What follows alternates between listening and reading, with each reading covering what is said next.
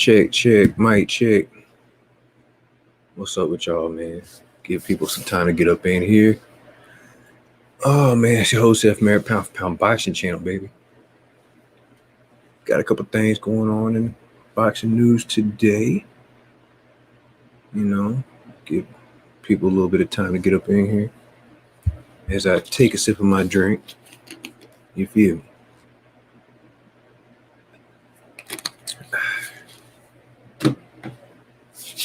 Looking forward to the fight this weekend, man. Really looking forward. Get everything all set up. I'm gonna just go ahead and start. I don't even care. I just got to get some of this stuff out, man.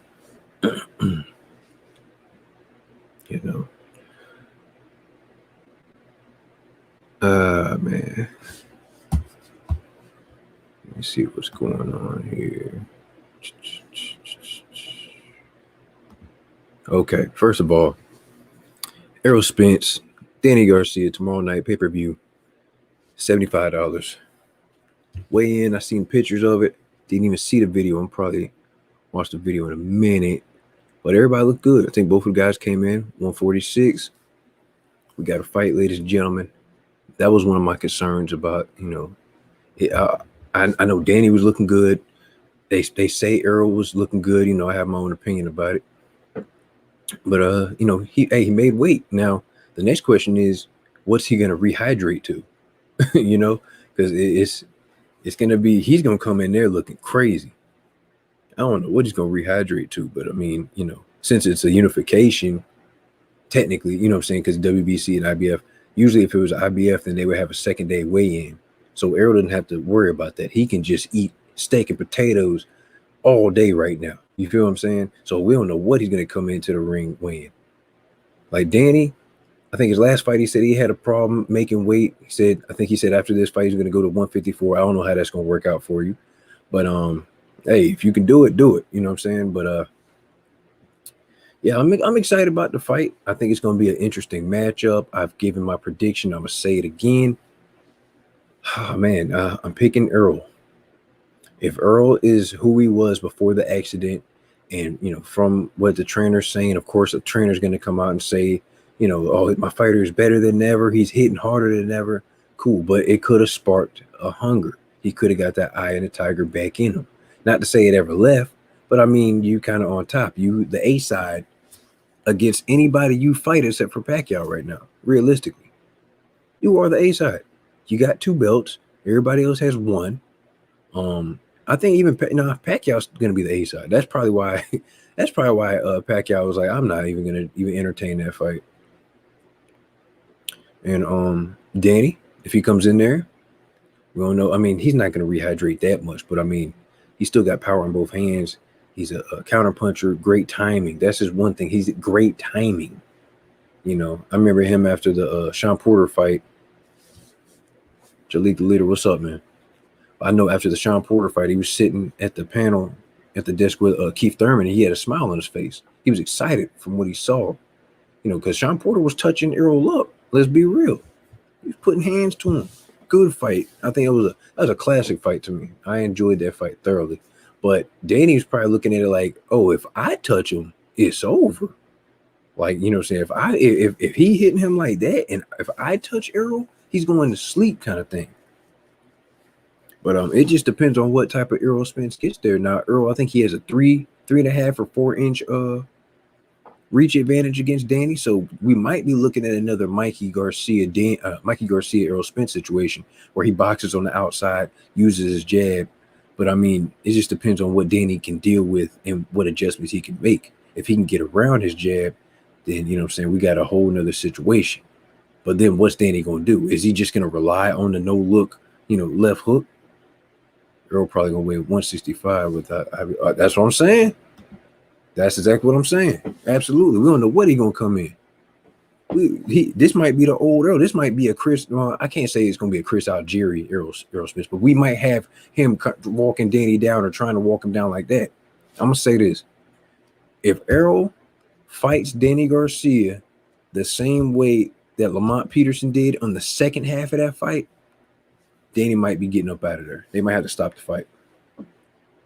Angel might have to stop the fight. The ref, somebody gonna have to stop the fight. But we don't know how Errol is. I mean, I don't know about y'all. I'm not saying I don't wish nothing bad on nobody, but he's got something ain't right to me with how he looking. Just the delayed responses, slurred speech, and I understand he got the teeth and stuff in. He got to get used to all that, but it's just I don't know. Something just don't feel right about the situation. I don't know, but I mean, it's and another thing they said exactly. I can see TKO Errol about it. Exactly. Danny is not a volume puncher, but he is great timing. So if you go to his body early, especially in between the first 5 rounds, I think that's the strongest rounds. Come on, man. Danny he's gonna be turning red from the jab. He's gonna have a problem with Errol walking him down. Like, I don't know, but then again, if Danny catches Errol, we got to see how he reacts. You don't just go flying through a car windshield and your face hitting the concrete, teeth all messed up and everything, and you're not gonna have some kind of lasting effects from that. Mentally, at least mentally.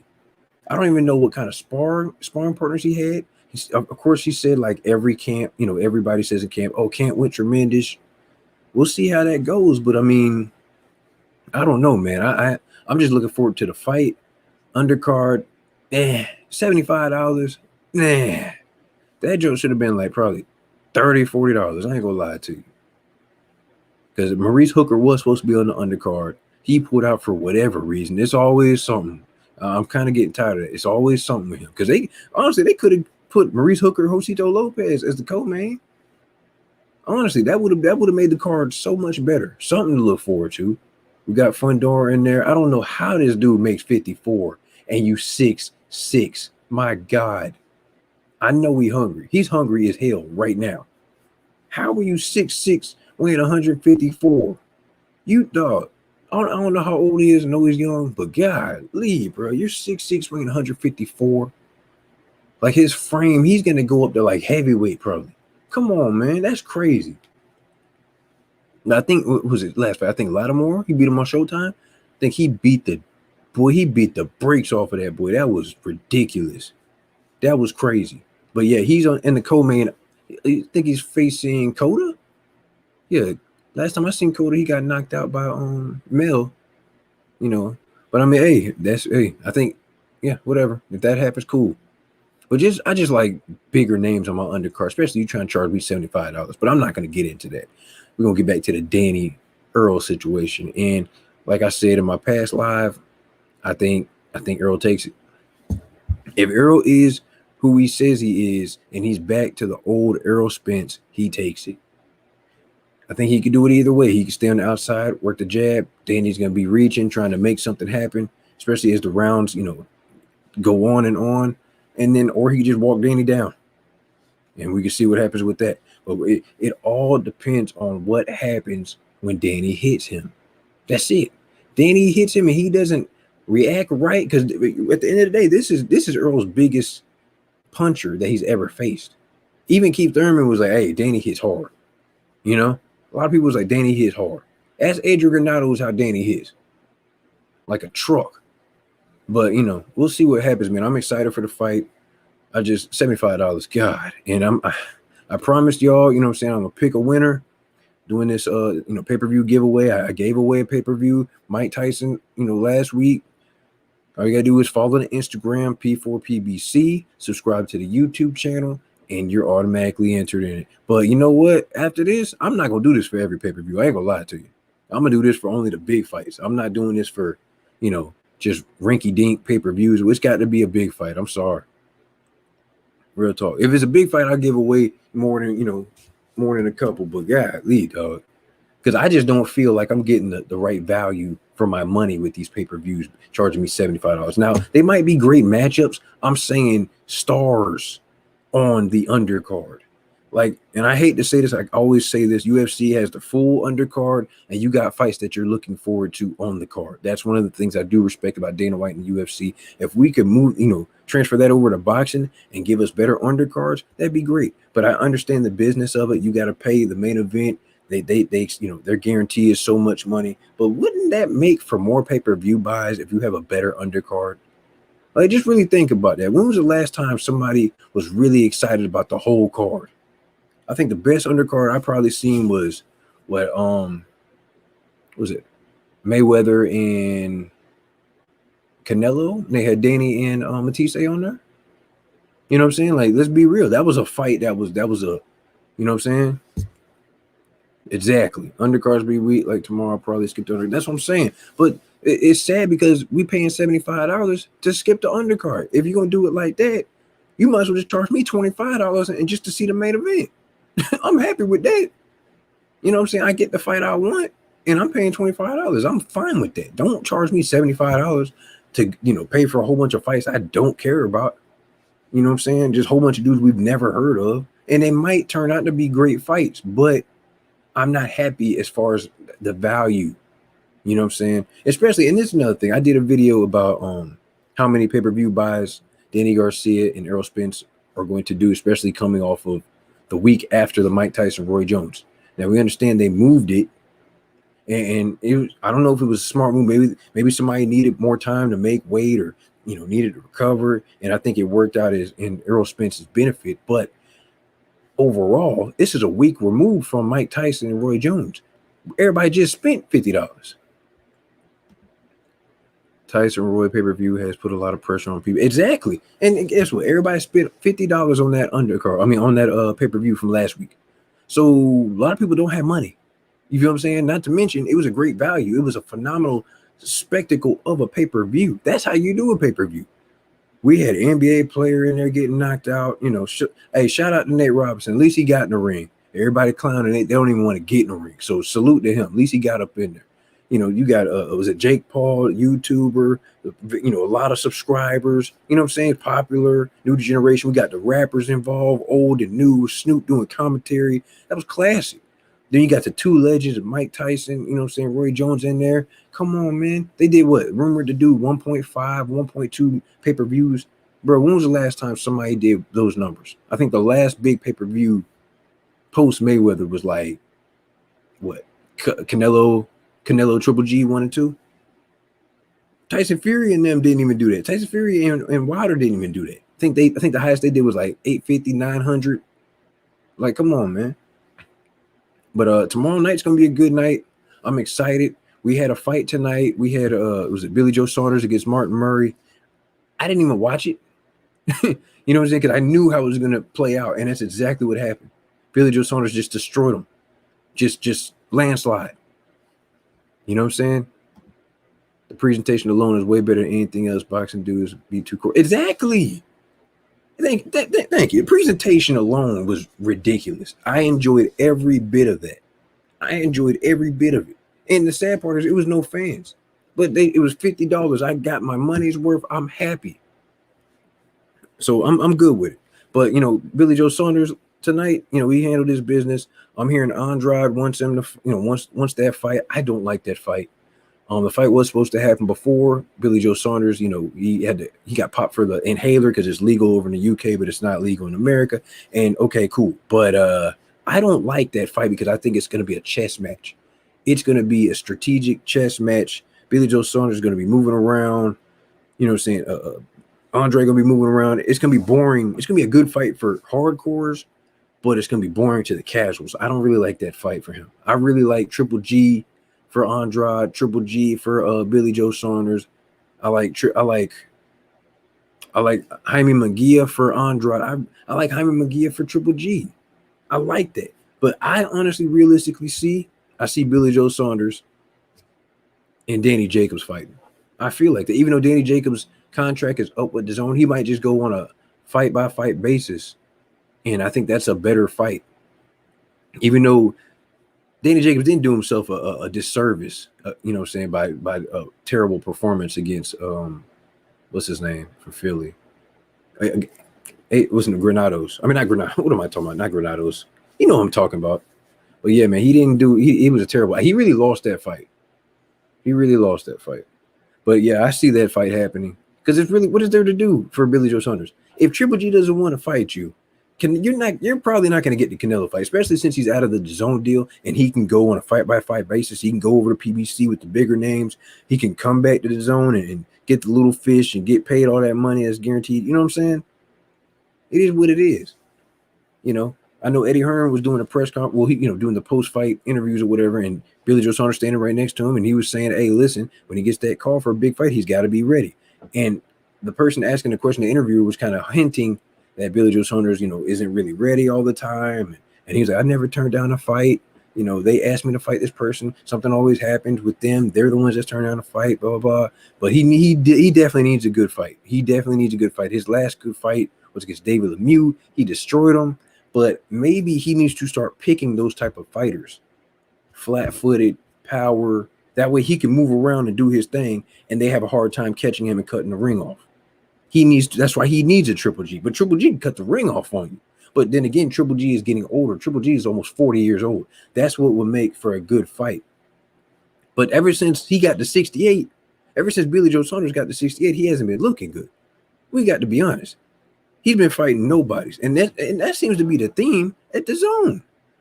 Y'all say you want the big fights, but you can't even make the big fights for your stars on the same side of the street. You got these guys fighting Saliki, Liam, you know what I'm saying? Like, dude, how does this build subscriptions? How does that make me want to subscribe to you? I'm not getting the fights I want. Triple G is fighting guys we've never heard of, ever. And getting paid $15 million. Now, I know he just renegotiated his contract due to the pandemic and stuff, but come on. Just really, he's fighting next week against, what's the name? Medoff or whatever. I don't know, whatever. I don't even care. This is ridiculous. But bottom line, hey, enjoy. I canceled that a long time ago, okay? And I was with the DAZN since day one. I kept on saying, I'm going to give him another month. Oh, they're going to get the fights. Look at this. They got this coming up. It's going to be a big fight. Man, I'm done, bro. I'm not saying stream it. I'm not saying stream it. See, because I want the fighters to get paid, and I support boxing, but I support good fights. I support the best fighting the best. Just give me something, build on something. You know what I'm saying?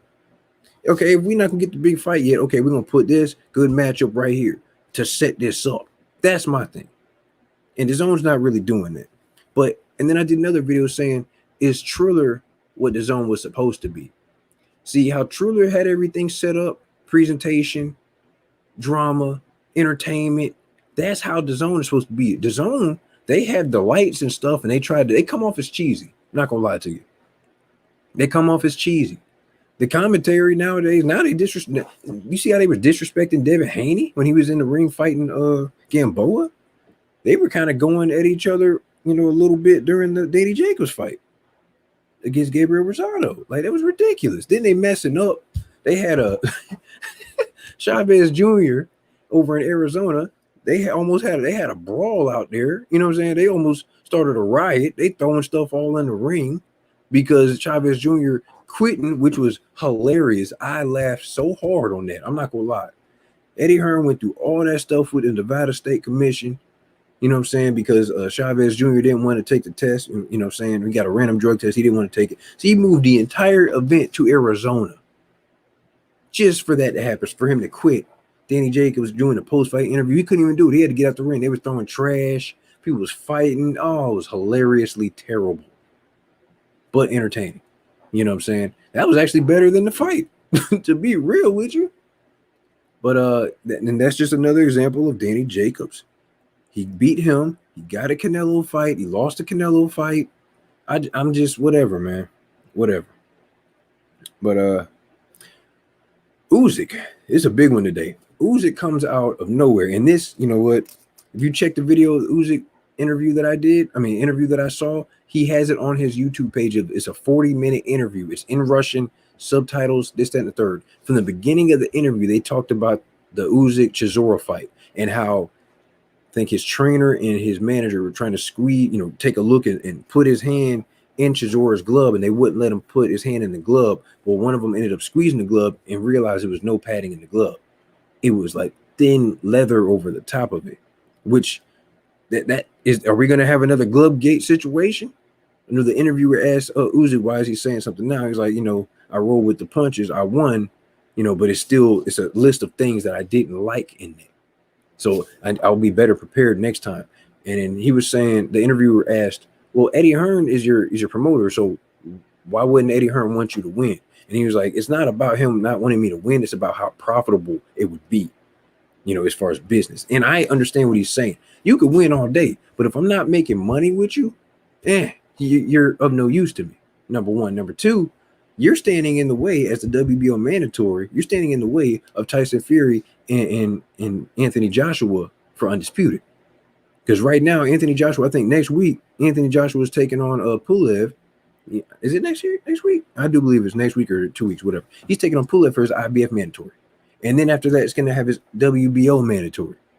So after this IBF, him and Tyson Fury wanted to go ahead and do undisputed. They wanted to fight twice. So hypothetically, if Usyk loses, I don't know if Chisora would become the WBO, because I don't know, Chisora got like 37,000 losses, but he's still a rough, tough, fighter. He comes in there and gives it his all. But yeah, they want to make that fight. They want undisputed. And I think the fans want undisputed. I don't care how we got to get it done.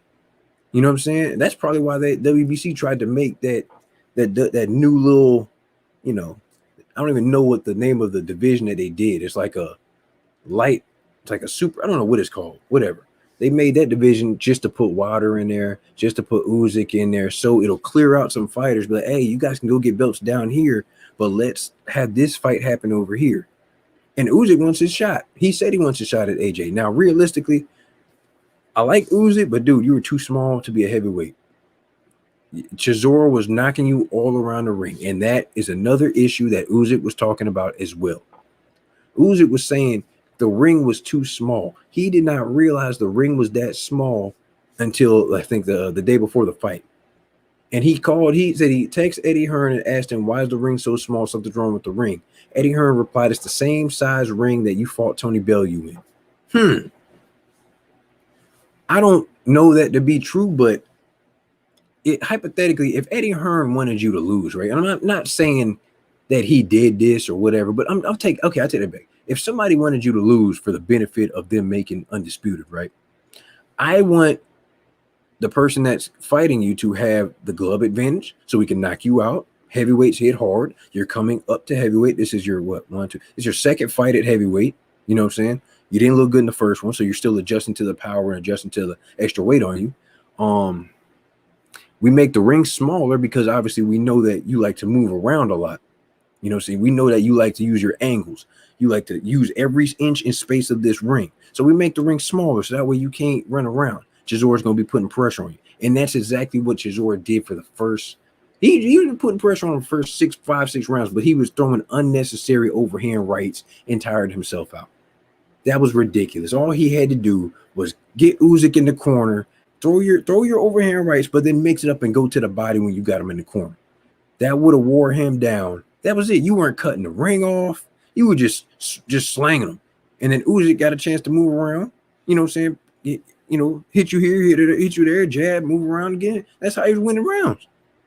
That's it. You tired yourself out. It wasn't like he was hurting you. You were just so tired you couldn't really defend yourself that much. That's all it was. But it was a couple times he did hurt you though. I ain't gonna lie. But that's because you were exhausted from throwing so many unnecessary overhand rights. But the funny part is when it comes to the gloves of Chisora not having padding, Usyk said they got it on tape.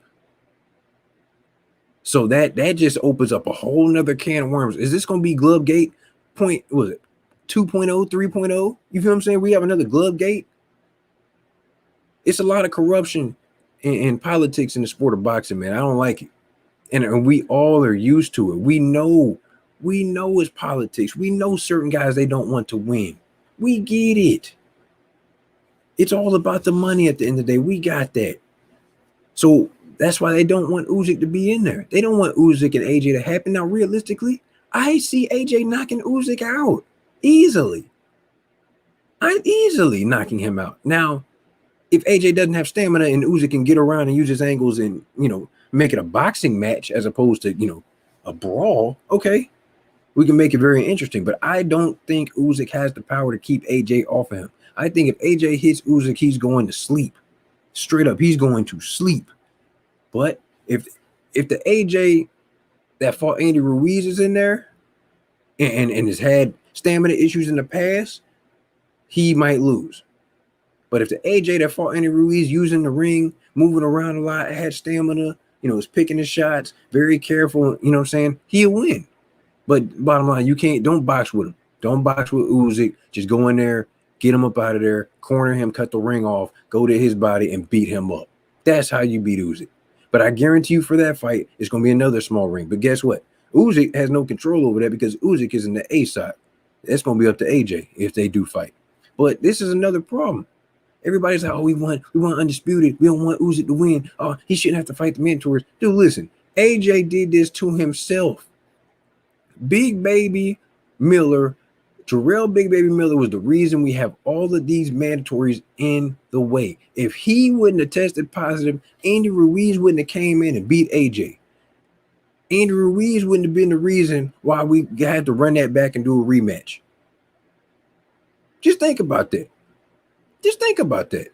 That it all started, all AJ's problems with his mandatory started from that situation right there. That's it, right there. So Usyk, I mean, good fighter. He's not a heavyweight. Go, bro, move back down. You know what I'm saying? Move back down to the new little WBC situation, that little division. Enjoy yourself. Stay there. That is for you. That's for you and Wilder. But Wilder is not, he's not you. Wilder is a heavyweight. I'm not even going to get on that, how I think that, they made that division for him because it's just crazy. You want to make a division and you know what he comes in as far as weight as. And he's been knocking out dudes that outweighing him 30, 40, 50 pounds his whole career. Now it's a problem. It's all about money, and I don't like it. But I just think it's so weird. Like, I just woke up and seen that interview. I didn't watch the whole 40 minutes, dude. I'm sorry. I ain't got time to be sitting there trying to read all that, in Russia, and I ain't got time for all that. But the fact that he said it's on tape. So who has the tape? Who has the tape of Derek Chisora's gloves not having any padding in it? That's what I want to know. Who's got the tape? Why did they let the fight go on? Because obviously you're the A side. Usyk was the A side in that fight. Okay. So you guys let him do that? The interviewer asked, did you say anything to Eddie Hearn? He said Eddie Hearn said that's the same gloves that Mayweather uses. What? Same brand. Okay. But what does it have to do with him not having padding right here? Is it no padding? Does it? I thought the commissions check these things. You know what I'm saying? That's what a lot of people say about Wilder situation. Now they're saying, and I'm literally reading the comments of, oh, he must have been hanging out with Wilder. Oh, this is another Wilder situation. Oh, the commissions check this. He's crazy. Dude, he won the fight. It's not like he lost the fight. He won the fight, and he's still saying this. Because if something isn't right, wouldn't you speak up? Because you don't know what's going to happen in your next fight. I just want an even playing field for all the fighters. We all love the sport of boxing. We all want the best to fight the best. But can we both be on the same level playing field? Can we see the best fight their best? Best fight the best at their best. We want no injuries. We want no excuses. Nobody have an advantage over anybody. I want you to have the same padding I got in my gloves. I want you to have the same amount of weeks to train like I did. I want, you know what I'm saying? Like, come on, man. I thought this was boxing. I thought this was see who the best is, not, oh, we're going to give this guy an unfair advantage. When he hits you, it's going to feel like nothing. But when I hit you, it's going to feel like I got a brick in my hand because I actually got a brick in my hand. Like, dude, come on. I don't know. It's a lot of dirty tactics going on. I don't know who to believe. But all I know is Usyk said he has it on tape. So I don't know. Are they going to release the tape or what? Somebody let me know. Bottom line is tomorrow, I'm looking forward to Errol. I'm looking forward to Danny Garcia. It's going to be a good night of fights. I'm going to plan my whole day, around this. I'm about to get off of here. I'm about to go on everybody's show. I'm in debate mood. I'm ready to catch some bodies. That's how I feel. Oh, another thing. Keith Thurman said he wants to win her. Somebody let me know how y'all feel about that, man. Love Keith Thurman. That's my dog. But, he fight Errol. I don't know what's going to happen. He already beat Danny. I don't know what's going to happen. That's a whole nother show. That's a whole nother show with that. Bottom line is, Y'all let me know how y'all feel. Hit that like button, comment below, share, do all of that. It's your host, F Merritt, Pound for Pound Box channel. I'm out.